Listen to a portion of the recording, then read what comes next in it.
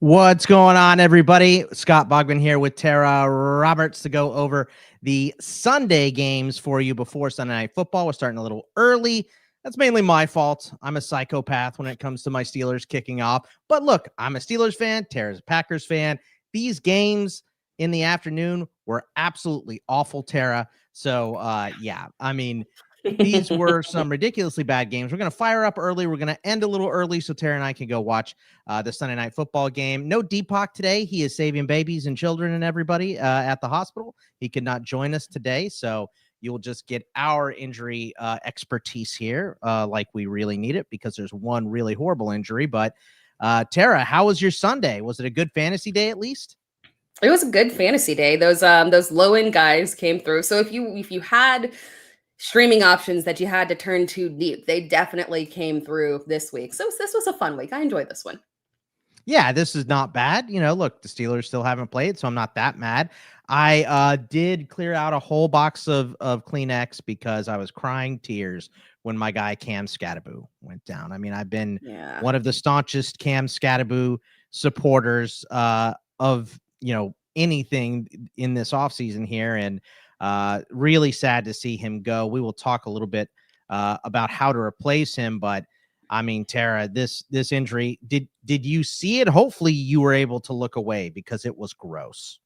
I saw it. I did. It was immediately like it's pain. Like I running back injuries for me are more painful than any other position just because their rookie contracts are on a premium. You hope everything goes well so that they can get that big one. It's just, I hate to see it, especially the way that the Giants have been gelling with Jackson Dart and Cam Skattebo, just this dynamic duo here. And it was starting off perfectly, and then it seemed to deflate the entire team.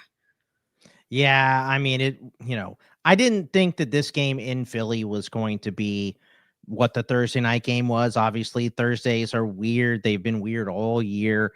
But I expected Philly to win. But man, yeah, this really took the air out of the sails of the Giants. You could see it. And obviously, he's going to miss the entire season. I've seen this injury compared to Aiden Hutchinson's last year, to Alex Smith's infection, hopefully. He doesn't have to deal with that, but that was the big one. Obviously, if Deepak was here, he would, maybe tell us a little more in depth, but we know this dude is out for the whole year. So it's going to be Tyrone Tracy. It's going to be Devin Singletary in there. We'll talk a little bit more about how to replace Cam Skattebo, but we had a couple other injuries as well, Tera. Saquon left with the hamstring. Now, he said post-game, he's good, and he sat because they had the lead.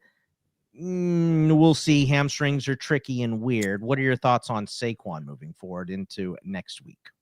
Yeah, I'm the same way. I mean, the hamstrings are tricky. You never know. They feel fine right after, and then it pops up and you practice and it doesn't feel quite right. The only issue here is that we have a week 9 bye for the Eagles. And unfortunately, that means we don't get those lovely practice reports that give us some kind of indication. So in terms of, what to do and maybe looking and seeing if Tyrone or if Tank Bigsby is out there and whatnot. Unfortunately, like, you're just going to have to take a leap of faith here that he's healthy, or hedge your bets and get Tyrone Tracy, because the bye week kind of puts us in a messy place right there.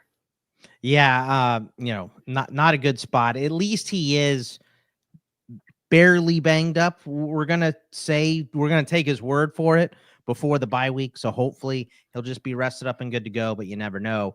Quinshon Judkins also left with a shoulder injury.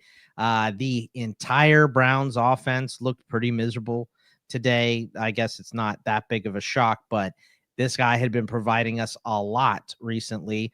And that's, Saquon had the bye week anyway, but Cam down, Saquon injured. Now Judkins hurt too. It seems like some of these RBs are dropping like flies here, Tera. What are your thoughts on Judkins moving forward? And is it Ford? They just go straight to him? Do we think we mix Sampson, or is it maybe just more passing because those guys have been ineffective?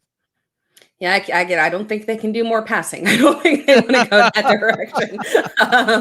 Unfortunately, or fortunately, maybe, again, it depends on if you're saying, hey, we get an extra week here. We got another week 9 bye here. Our running back injuries are bumping up here. So we're not going to know exactly what the severity of the injury is there. But yeah, the good news is that I don't think anyone's going to be fighting you for options on waiver wires. It'll be a lower priority there. If he is out, we technically do have 2 sample-ish games, 1 full sample, 1 a partial sample of what this offense looks like with no Quinshon Judkins. And it is a committee. It'll be a committee. You want the one that is going to catch the passes. They both have that capability. But the slight edge does lean towards Dylan Sampson. He did showcase better and more usage in terms of being a pass catcher and was the more productive one in the first game, and the partial little second game where Judkins was only in there for a limited amount of snaps there.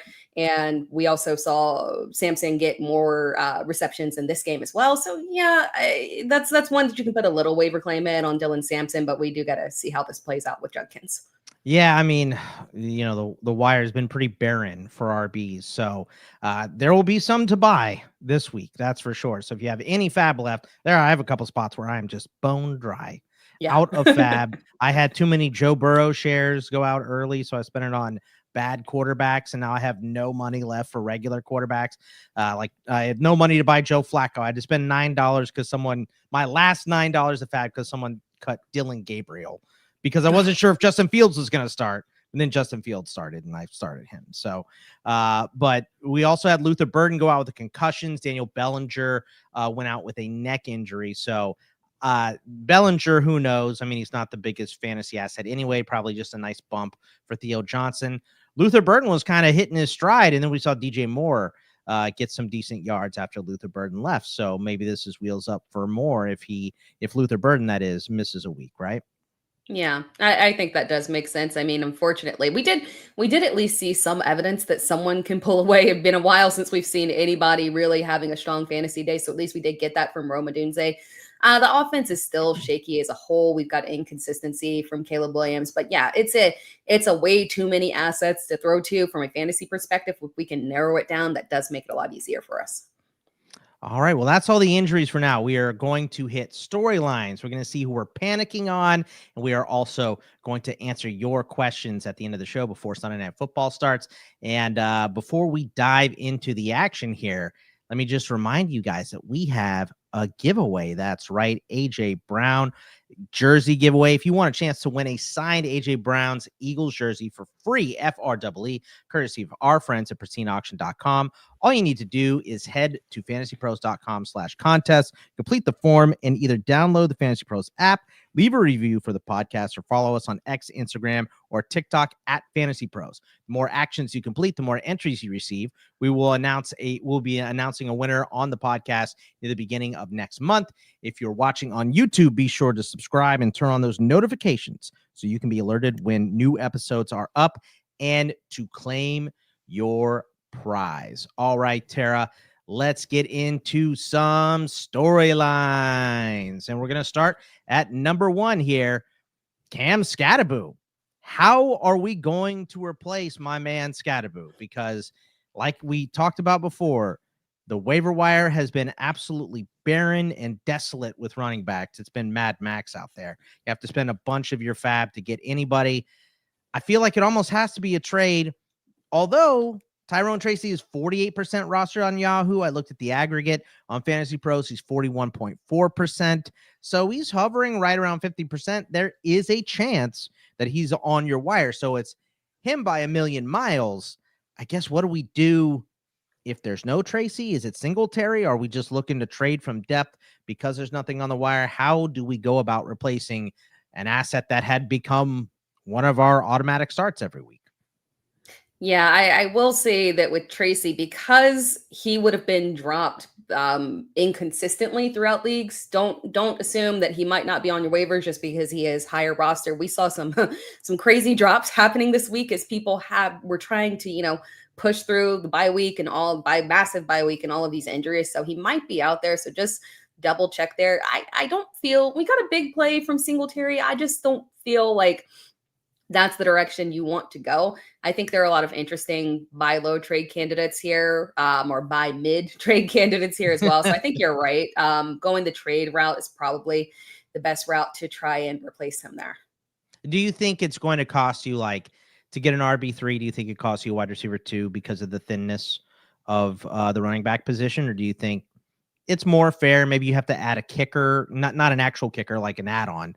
Do you have to add on like something on top, a tack on to get this instead of trading like two decent assets instead of one much better asset? Or do you think, hey, look, that's just going to be the going rate because the wire is thin right now?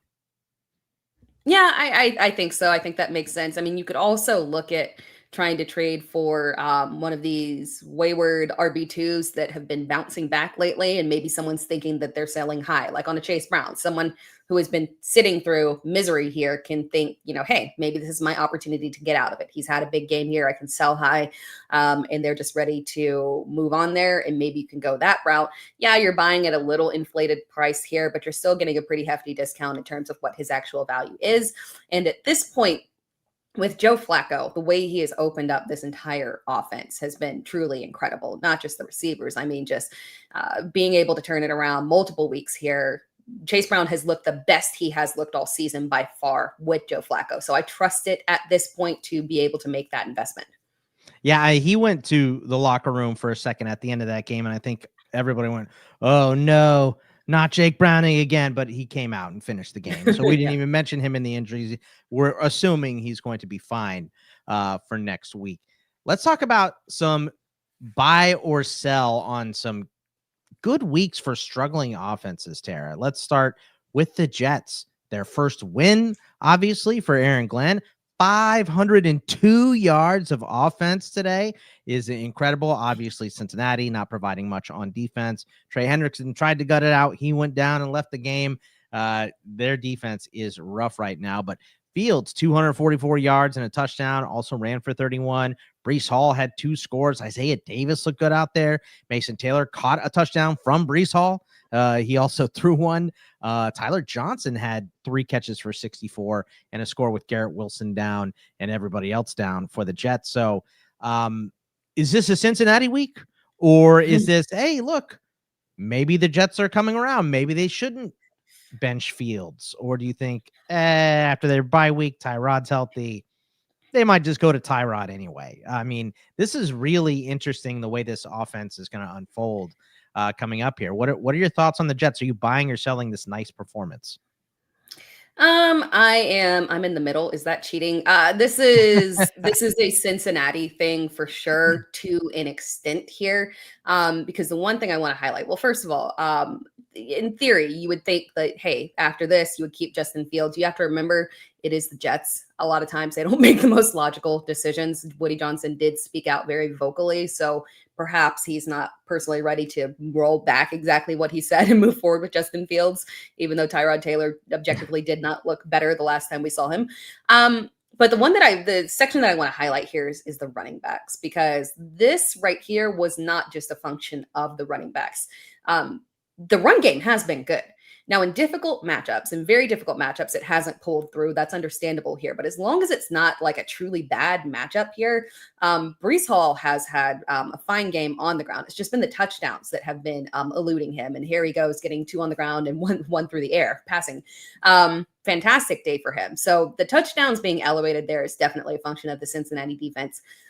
But the overall performance and the yardage, that makes sense. They've been good. And I want to highlight it because, one, you could either see that version of Breece Hall, you can see that potentially version of Breece Hall being traded to another situation, or if it stays like this, he's still a fine candidate. And then if he does leave, that puts Isaiah Davis, who showcased very well today, and quite frankly has been showing over the past couple of weeks, his receiving chops as well. He's a very well-rounded back. So pay attention to this little grouping here. And if they can more effectively move forward anyway, the contributions of Davis were obviously elevated because of the matchup, but this is what they wanted to do. In a perfect world, they wanted to run a committee like the Detroit backfield. So this was very indicative of the vision of what they had for this team. I always thought it was weird going into the season where they said, yeah, we're going to have a 3-headed monster. I was like, no, you're not. You have Breece Hall, right? Like you want, I mean, I get it. You want to do that, but it's just like, what is Brian Robinson getting for the Niners right now, right? You have Christian McCaffrey ahead of you. When you have a back that good in the game, and when you're playing close games or from behind, like the Jets are going to do most of the year, you're going to want your best guy out there. So I drafted Breece Hall in a bunch of spots. I would love to see him go somewhere else where the offense is healthy. And I thought Isaiah Davis was better than Braylon Allen last year. Obviously, I did that's too. not what came through. Yeah, he's a more complete back coming out of college, right? He can catch the ball. I thought Braylon Allen was slower than what he showed us last year. I was mistaken about that. But Isaiah Davis looks great. Those two could be a nice 1-2 punch if Braylon Allen gets healthy. So we'll see what happens with Hall. I hope he gets traded, bye week coming up. It's a good time to do it. So we'll see. I like that. Let's move to the Texans here. 475 total yards, the most yards they've had all season. Stroud got more than one Mississippi back there a lot. So he was 30 of 39, 318 yards, 2 touchdowns and a pick. Woody Marks looked good. Chubb had some yards, and the pass catchers were good now that everyone is hurt for them. Hutchinson caught a touchdown. Noel looked good out there. Higgins had a touchdown as well. Schultz was the one to disappoint out of the pass catchers because I think he was ranked a little too high among tight ends this week. But what are your thoughts on the Texans? Was this a, hey, look, the Niners are weak, this is weird? Or was this a, hey, the Texans are fresh, coming off a bye, we've reassessed, we've reworked things, and now maybe we have some pieces to look at here on the Texans offense? Yeah, I think the 49ers defense showed, unfortunately, that they're still, and no insult to them. And when you lose talents like Nick Bosa and Fred Warner, you are going to be a bad defense. So, that's no negative there, unfortunately. Whatever they pulled through last week against Atlanta was clearly just Atlanta struggling there. So this was a good matchup. Stroud showed well, but he showcased, exactly what we needed to see. As long as the offensive line can be competent, he is a good quarterback. It just takes giving him some time, as it takes with the vast majority of quarterbacks. That's not unusual there. It was good to see the backfield hold more steady. We didn't get that reverse Uno that we got before when Woody Marks had that breakout game and then disappeared the next week. So that was good, especially since this was definitely tilted more towards Houston in this matchup, and we could have gone that direction there. The pass catchers, though, was very interesting here. I was happy to see Jaden Higgins step up with Nico Collins out. But I think it is an important reminder that they do like Xavier Hutchinson a lot. So I say be careful about potentially leaning into Jaden Higgins because you're excited and he's the rookie and whatnot. Remember that Nico will be back, and that does kind of dilute things in terms of the overall. Yeah. Christian Kirk will be back as well. We're assuming at some point here. I think Higgins and Noel are better than those guys. I think they're both probably better than Hutch too, but Hutch has been around for a long time. And this is like Iowa State fans had to enjoy this after what they saw yesterday was rough against BYU, but they saw all their wide receivers out there for Houston. Iowa State's out there. That was nice to see. Let's go to Miami. I mean, look, not a lot of yards, 338 yards. They scored some points there. This is on 37-58 possession, but Tua had 4 touchdowns. Now, this is clearly because I traded for him. So I'm the magic touch on Tua. I'm just kidding. There we go. Not magic touch at all. But Achan scored a touchdown. Ollie Gordon scored a touchdown as well. They split a little more, but they both look good. Waddle had a touchdown. Malik Washington scored. This was a strong game from the Miami offense. I don't know if I want to. I don't think I'm going to bet on this on a week-to-week basis. So, Tera, right? Yeah, I trust 2 people. I trust Achan and I trust Jalen Waddle. So it was good. And this was a crucial bounce back for Jalen Waddle because I think a lot of people were skeptical coming off of last game because I got a lot of start-sit questions. And I'd say, yeah, play Jalen Waddle. And the response would be, wait, are you sure Jalen Waddle? Yeah, please, yes. Jalen Waddle. He is the wide receiver one. We love him. I mean, I understand, but last week was an anomaly. That was a bad, terrible matchup, bad defense, rain. Poor Tua said he couldn't see over the line. He probably shouldn't have, admitted that and whatnot. But yeah, this was a good game to see that our superstars are superstars and we trust them. All right. I want to ask about a couple rookie backs that we had some good games for. I mean, first, let's start with TreVeyon Henderson. 10 for 75. He did lose a fumble, but he looked better than Stevenson. And clearly they just ignore fumble issues in New England. They don't care because they gave the job right back. They gave the job right back to Ramondre. So he looked better than Ramondre. Still didn't do anything in the receiving game. Is this enough for us to keep TreVeyon Henderson? Or if there's someone okay on the wire, are you like if Isaiah Davis is on the wire still and this is the last guy on your bench, are you dumping Henderson to get Davis? Or is he, look, we're going to stick because the upside is still incredible?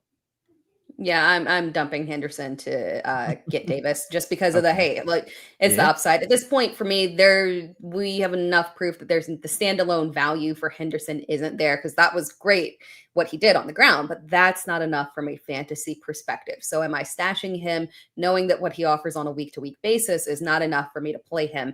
And again, we have to hope that, if he would get a standalone role if Ramondre Stevenson went down. Or, that's hedging on the injury, or you can hold Isaiah Davis for a couple of weeks here until the trade deadline passes. Because if that hits off, you've got yourself an instant, at the very least, RB2. You've got yourself an instant top 24 back, maybe even top 20 there. So, yeah, it's just a hedging your bets things. Henderson is a handcuff. So if you want to hold on to him, that's perfectly fine. But the standalone value there, it's not enough for me. Yeah, the truth of Henderson being a handcuff hurts me deep in my soul. I would love to see this guy get more touches than Stevenson, but they just refuse to do it. So I don't know why. Now, RJ Harvey scored 3 touchdowns today, 7 for 46 and 2 scores. He also got a garbage one at the end, a 5-yard receiving touchdown. Still didn't get as much action as Dobbins, 15 for 111 for Dobbins. He also had 2 catches, more snaps, all of that. But this was a pretty good week, and this could easily eat into J.K. Dobbins. We know J.K. Dobbins' history as a running back is, getting hurt late when he's a little bit more worn down and things like that. That has been the history of this running back. So RJ Harvey definitely at least sexier to get on your roster than Henderson, right? Yeah, for sure. For one, I think the big thing there is when we look at the New England offense, it's fantastic, but it's very specific. Drake May is operating at such a high level that the man only has to throw in the low 20s in order to effectively blow out the other team. So it limits the upside there for him, unfortunately, for the running backs, unfortunately. On the opposite side, Denver, we're seeing Bo Nix start to turn things around. This is a good matchup, of course, but we're seeing things trend in a more positive direction. We've seen him last year have that big shift in the back half of the season. So if this offense gets hot, yeah, there might be a little something there in terms of standalone value for RJ Harvey, because I don't think he is in the doghouse in the same way with Sean Payton as unfortunately we've got for New England over there. And also, the increased odds of the J.K. Dobbins injury history, it is, unfortunately, it is very realistic there. Let's talk about Thursday night and what happened with the Minnesota backfield here. Because Aaron Jones came back. He had 5 attempts for 15 yards and 2 catches for 15 yards. Jordan Mason had 4 attempts for 3 yards, 1 catch for 3 yards. Minnesota got rolled. This Jones snap count was 26 of 49. Mason was 17 of 49. So it was more Aaron Jones. Is this going to ruin Mason for us? I think so. At the same time, when you are playing from, I don't know if the most effective version of him would ever be in any scenario when they are chasing points against a very aggressive offensive team. So And Carson Wentz at 38% or whatever he was at as well. My God, he was like a dying phone out there. Yes. I mean, like if we could get to some, hey, we're supposedly getting JJ McCarthy back. We haven't seen enough to be able to say yay or nay on that, but we need the games to be closer here. We know this is a committee. We know that they want both backs involved. We know that Mason would thrive more with goal line opportunities there, but we got to get to the goal line. So we do have to have a better version of this offense in order for both of them to be viable fantasy assets. I have to imagine JJ McCarthy's healthy enough to play here. So we'll see. I mean, because Carson Wentz is not. It would be Max Prosper outside of that, the pride of Minnesota. Look, the Ravens look good. Are they back, Tera? Huntley had to step in here for Lamar, which is so many people were so mad about this. And I don't blame them. Like the NFL is going to, do an investigation into why this was announced so late and all that stuff as well. But Snoop got in there. He played great. 17 of 22, 186 yards, a touchdown. He ran for 53 yards. Derrick Henry had the big day, didn't fumble, scored 2 touchdowns. Zay Flowers was 7 of 9 in catches, 63 yards. And, Charlie Kohler scored. Mark Andrews had an okay day for Mark Andrews based on what he's been doing recently. So are we buying in on Baltimore? The schedule is pretty cakey down the stretch It here. It is. looks pretty good. Yeah, and prior to the bye week, one of my recommendations is that you need to buy Derrick Henry. You need to buy this offense because things get very easy down the road here. So yeah, Mhm. they're getting into a nice little soft schedule here. We see, Derrick Henry is who he is, right? He's fantastic. As long as these games are competitive, we're good to go on him. Zay Flowers, we would like to see a little bit more. Obviously, when Lamar Jackson does come back, we would anticipate we would see a little more there. But again, it was a fine day, no major issue there. Overall, the Titans did well. So yes, this was a very well put together version of the Ravens, and this was an excellent matchup. Make no mistake about that. But again, as you said, we've got excellent matchups moving forward, and assuming that we get Lamar Jackson back, regardless, they are fighting for their lives to stay in the hunt for the playoffs here. They're highly motivated. Yeah, last week, I think the Ravens at whatever they were 1-5, 1-6, whatever they are, same chances to win the division as the Steelers because of the schedule down the stretch on a bunch of odds makers. So that was surprising. But I looked at the schedule and I was like, man, this is realistic. If you have Lamar and this offense, the defense has issues, but Roquan came back today. Kyle Hamilton came back today. They looked a lot better. So yeah, I think the Ravens are going to be scary moving forward, and the demise of Derrick Henry might have been talked about a little bit too early. So Yeah, we we can will never see. count Derrick Henry out. Yeah. I mean, that's not a smart decision. Before we move on, we're going to talk about the panic meter. So if you are watching and you want to drop in the comments who you are panicking about, and you want to hear Tera's response to see where she is on them, please drop them in the comments. But before we dive into the panic meter, let me tell you guys about today's new presenting sponsor of the show, Hard Rock Bet Sportsbook app. Roll with Hard Rock Bet this season. Sign up with the Hard Rock Bet app today. Place your first $5 bet, and if it wins, you'll score $150 in bonus bets on top of your winnings. That's just one more reason to check out Hard Rock Bet and see why it has so many stars and gets such great ratings. On Hard Rock Bet, you can get profit boosts for football parlays every day through Monday. There are new promos every day. So no matter when you listen to this, open the app and check out what you've got any day of the week. Download the Hard Rock Bet app and make your first deposit today. All right, Tera, panic meter time here. And I'm going to go to the comments and see who we are panicking about. I'm not asking about DJ Moore. Is A.M. Ainer worth stashing? Or what do you think about A.M. Ainer? Well, let's just say the Titans, right? How about what's your panic meter on the Titans overall? There seems to be no escape from Cam Ward, who I thought was going to be good, but has not been good at all this year. Our boy Pat Fitzmaurice was completely right about him. What do you think about? Let's start with the Titans. What do you think about the Titans and Pollard and A.M. Ainer and Calvin Ridley and everybody that should have some value, but is rough right now? Yeah, it is. I will say Ward shows flashes, but the flashes just aren't enough for us, unfortunately. The easy one to start off with is the backfield, and saying that on a week-to-week basis, you will never know which one. Unfortunately, it's a committee. We say it's whoever has the receiving value has the upside there, but quite frankly, it flips back and forth because they are both the same level of good pass catchers there. So there is no true delineating factor on it. Last, Tony Pollard came back, or Tyjae Spears came back. We got Spears. Then it was Pollard. Now it's Spears back again. It's just it's a mess. This is, if you're dealing with injuries or bye weeks or something, you can plug one in and hope that's the one that hits there.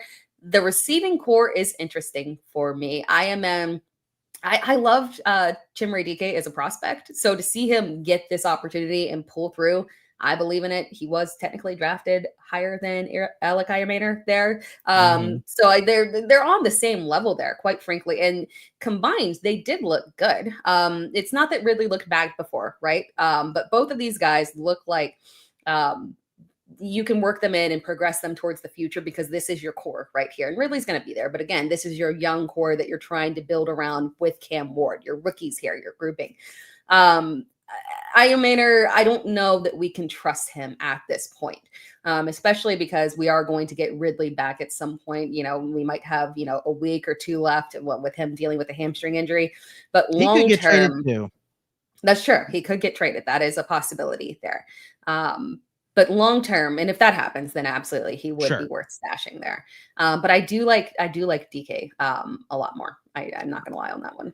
I think it depends on what you're looking for, right? Like because they are different players. DK is so fast. The upside is incredible for him. Maynard's not fast at all, but he is a possession guy. So if you're in PPR, I think I'd rather have Minor. If you're in standard, I think I'd rather have the big play guy in DK. But they're both kind of mid, as you said before. They meet that mid. What about Alvin Kamara in this Saints struggling offense? He doesn't want to get traded. Like, we're done holding out for that. He said he'd rather retire than get moved. He must love the food in New Orleans. I don't know what's going on there. Can't love the organization. It's miserable. So are we just worried about starting Alvin Kamara? Is he going to be like a borderline RB2, RB3 every week moving forward? I mean, you start him now because there's so many injuries and it's so thin, but you don't feel good about doing it. I benched him. I didn't start him this week. In one league, even in Bipocalypse. In one I had to, but in the other one, I was like, no. I had options. I was like, no. We're at a 10 panic meter on this one. He was a sell candidate for me last week. Like, hey, take advantage of this Kendra. Yeah, in the video that I do, the 5 moves to make, it was take advantage of this before we get Alvin Kamara out there looking terrible. Take advantage of the Kendre Miller news and sell while you can. And I got a lot of pushback of people saying, well, no, Kendre's gone. We're going to see an increase in touches. Nope, there it is. The evidence right there. Unfortunately, we can't see an increase in touches if this offense is just flat out bad. So unfortunately, we need more receiving upside for him. It's not happening. It's just the function of how this offense is working right now. If there were more checkdowns, he's Alvin Kamara. It's not that I think he's regressed. It's just that this offense does not function in the way that we need it to for him. What about some of these backfields that are mixing a little more, Tera? Give me your 1 through 10. Let's start on the Panthers, right? Obviously a gross game today against the Bills. They had to pass a bunch. Andy Dalton looked awful. And the Bills were off a bye week, fresh. They look great. They were rolling. But Rico and Chuba splitting. Chuba's still getting more touches. Rico's getting more yards. It's gross. It just seems right down the middle. It's exactly what we didn't want it to be, is what it has shown up as since Rico looked good. So what are your thoughts or panic level on the RBs in Carolina? Yeah, it's at an 8, unfortunately. Well, no, I'll give it a 7 because here's a good thing. I think we can take this game with Andy Dalton and throw it away because it's Andy Dalton. And we know that it's either going to be, a really great 3 touchdown, 400 yards, or it's just going to be trash. And unfortunately, we got the trash version here.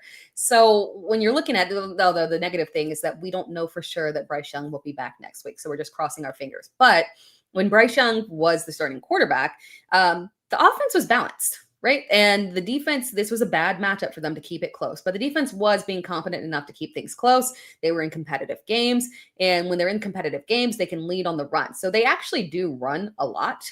They don't lean aggressively on the pass or anything. They're a very balanced offense and we're successful on the ground. This just didn't showcase it. So I'm not at a full-blown panic because they have been effective on the ground and in better matchups, they can be effective. But unfortunately, this being a committee, it's not going to work from us from a fantasy perspective. How about the Bears mixing between Swift and Monangai? That ticked up a little bit more this week as well. And it seems to be working better for both running backs, right? Like Swift, not so much this week, but the 2 previous weeks, massive games with fewer touches. I think it's because you're keeping him gassed up for the fourth quarter. So what are your thoughts on that one? Yeah, I completely agree with you on that one. We don't want to have too many touches for DeAndre Swift. We've seen him in this Ben Johnson offense before, and he's very electric. So this kind of playing one off of the other, I like it. I wish we had more of a defined, Kyle Monangai at the goal line type of situation, but DeAndre Swift has been effective, so they don't necessarily need that. I like it a lot. You just got to realize that on a week-to-week basis, Monangai might not offer you that standalone value. You do have to pinpoint and try and figure out Is it going to be a game where we can see a little bit of garbage time maybe in the later half and get an uptick of volume from Anungai? But yeah, he's one that is absolutely a stash. He needs to be rostered in leagues. I think everyone's on board with that. He finally jumped up to like over 40%. So we're good on that. He's a good handcuff. They run the ball well. The offensive line is clicking from that perspective there. And DeAndre Swift is trustworthy. So I like this little dynamic that they have. Any worry about him, or would you maybe add on a deep roster? P. Ryan has been getting a little bit of love in this Bengals backfield as well. I hate it. I wanted Taj Brooks to be the guy. I think we've seen a lot of Samaje P. Ryan, but he looks good the last couple weeks. He looked good enough to be a number 2 back anyway. So any worry about Chase Brown? I'm not too worried about it. I just think that they want to mix a little bit more than we would like. But I mean, Piran looks okay. Are you worried about Chase Brown because of Samaje Perine at all? No, I feel about as positive about Chase Brown as we have been all season. It's good to see Perine getting this action. I think, maybe this uptick was more so he looked particularly good in this game. So maybe they kept him in there in terms of trying to ride that hot hand a little bit here. Because before then he was involved, right? And he looked good. This is not the first time, right? So we weren't really getting that kind of, double-digit standalone value there. I still think that Chase Brown is going to be the heavy lean there, but I don't mind this. But we need to be cautious about Samaje Perine because I know that'll be one where we maybe go to the waivers and think about, hey, big game this and changes coming. Maybe not trustworthy on a week-to-week basis there. You should view him as a handcuff, right? Like if something were to happen to Brown. That's the P. Ryan is the guy you want because they're playing him over Taj Brooks right now. So Taj Brooks is a good back, but that's not one of those like, how Haskins was ahead of Vidal, right? Yeah. And then when Vidal came in, I was like, well, Haskins is a special teams guy too. I think Vidal is a better back, right? And that obviously worked. It wasn't what they gave us. All the reporters were saying it was going to be Haskins, and it wasn't. It was Vidal. So I don't think Taj Brooks is like that to P. Ryan. It wouldn't be the most shocking thing I've ever seen, but P. Ryan looks good and they're actually giving him touches. I mean, Haskins wasn't getting anything before Hampton got hurt, or not much of anything. So, all right, let's move to everybody's favorite part, questions. If you guys want to drop your questions in the chat, Tera and I will answer them, and we'll answer everything y'all got up until we have to go. So just drop them in there. But before we get there, let me remind you guys to join our Discord. Chat with other fans. You can get access to exclusive AMAs that wind up on our podcast feed. The current schedule right now, Worm and Fitz at 5 Eastern on the first Tuesday of each month. Myself and Fitzy at 5 Eastern on the third Tuesday of every month, and Welshie and Erickson Thursdays at 2 Eastern. You can come and get your questions answered and be on the show at fantasypros.com/chat. All right, guys, we're going to answer whatever y'all have in the comments here. The first one is from Aaron. Says, Bo Nix, rest of the season. What are your thoughts on Bo Nix? Top 10 rest of season. Again, I talked about it a little bit there. He gets streaky when he gets hot, and he appears to be on a little bit of a hot streak here. We would have thought a little bit more volume here, a little bit more fantasy points in this matchup. But again, we got the random uptick in touchdowns from RJ Harvey. So it's not as if the offense didn't exist. It just randomly went in that direction in terms of fantasy value there. But we need to trust them. I know that early season was problematic, but trust them rest of season for sure. This one from Atlantic City Phil. Vidal or Breece Hall rest of the season? Oddly enough, that's the trade candidate everyone was floating to go to LA. Breece Hall.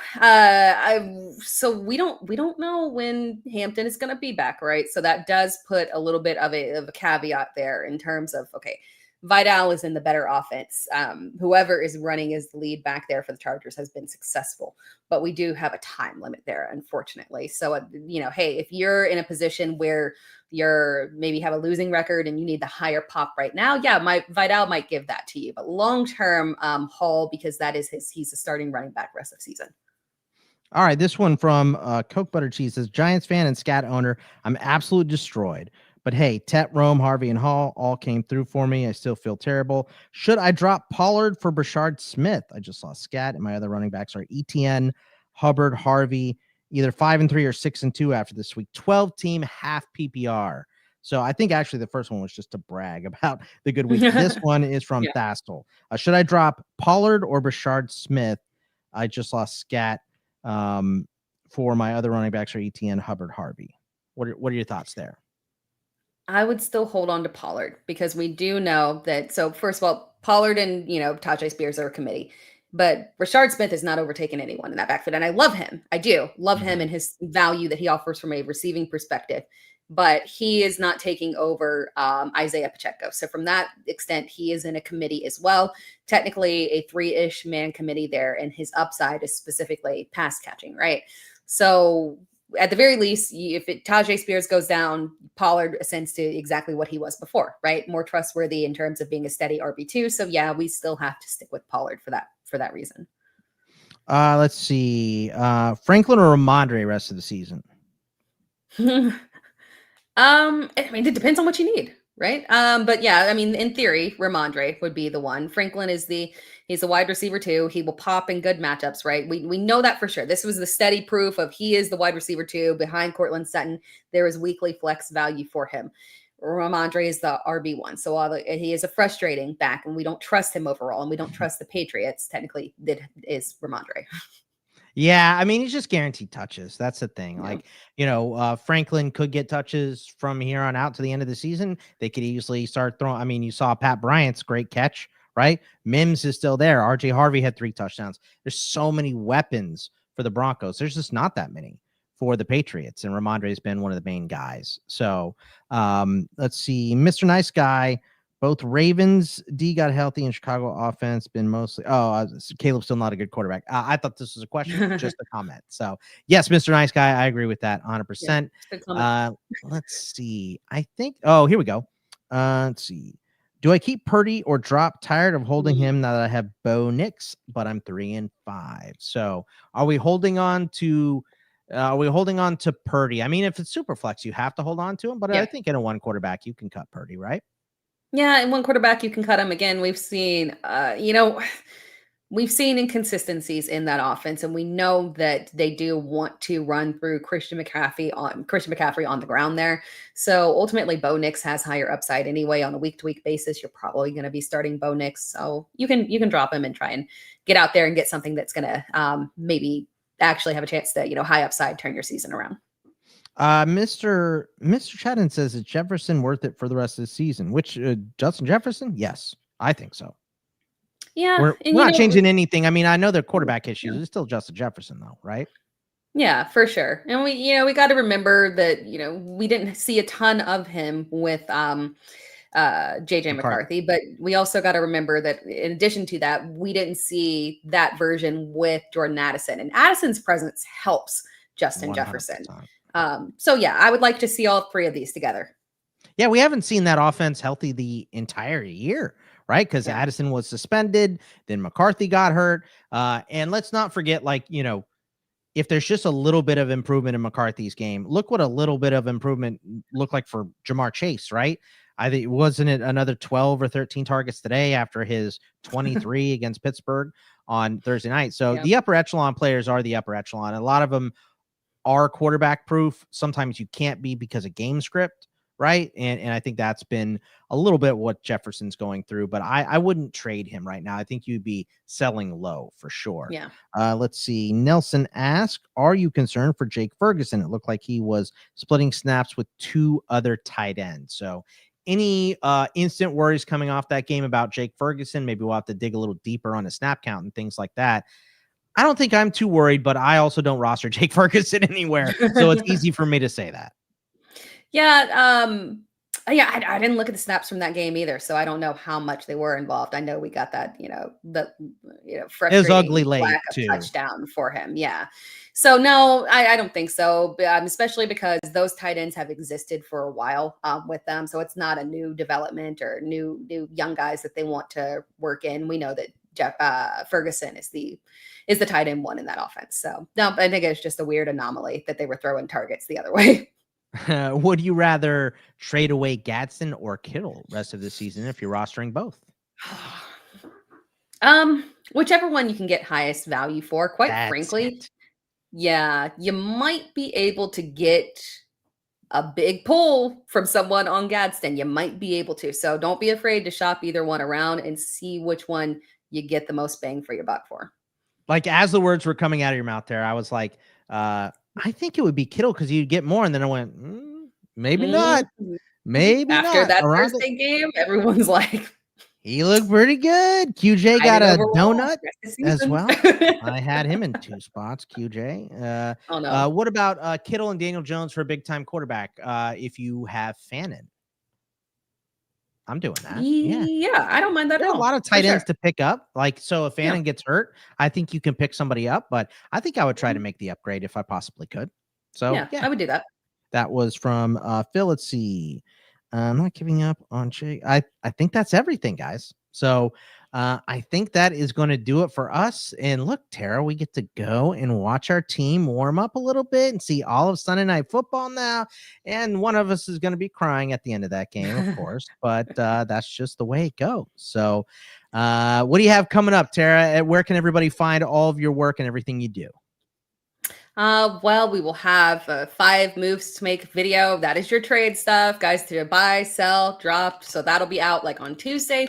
And you can find me literally anywhere at It's Tera Time, literally everywhere at that exact username. Very easy to find the content there. At Bogman Sports on Twitter for me. I'll be with Joey and Welshie tomorrow on Out of Bounds to talk about everything that happened this weekend, tomorrow morning, so early tomorrow afternoon for those of us on the East Coast here. And yeah, you can catch all of my stuff on Betting Pros with Seth and Terrell doing college football and all my stuff at ITL as well. Just follow at Bogman Sports. And you'll see everything. That will do it for us. And we will see you guys next week. Good luck, everybody. Take it easy. These jerseys are so incredibly ugly. They are so gross. I don't see them yet. Avert your eyes.